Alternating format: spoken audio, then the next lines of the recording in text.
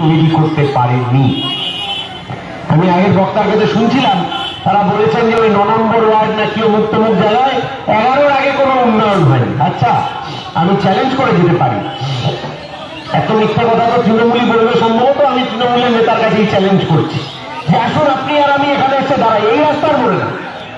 আপনি তৃণমূলের নেতা, গত 12 বছর ধরে আপনার সরকার চলছে, আপনি ঠিক করবেন পশ্চিমবাংলার কোন কোনায় গিয়ে আমরা নিয়ে যাব আপনাকে।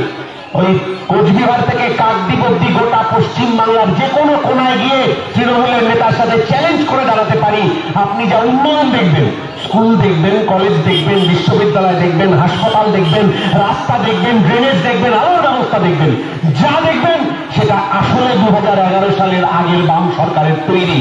আর আপনি যা নীল সাদা রং দেখবেন, যা চুরি দেখবেন, যা দুর্নীতি দেখবেন, যা কাটমানি দেখবেন, ওটা আসলে 2011-র পর থেকে এই সরকার চালু করেছে।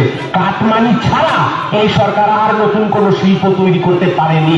যদি পারত তাহলে এই সরকার আর ওই সরকার একই ব্যাপার, আপনি আলাদা করতে পারবেন না। কেন পারবেন না বলছি, যদি এই সরকার শিল্প তৈরি করতে পারত, ওই দিল্লির সরকারও শিল্প তৈরি করতে পারত, তাহলে দিদি আর মোদির এত লক্ষ লক্ষ ছবি আমরা সোশ্যাল মিডিয়ায় আর রাস্তার হোর্ডিং আর টিভিতে দেখছি, কোনো একটা ছবিতেও দিদি বা মোদিকে কেউ একটা কারখানার সামনে। আসন্ন লোকসভা নির্বাচনে রাজ্যের প্রতিটি প্রান্তে বামফ্রন্ট প্রার্থীদের জয়ী করুন।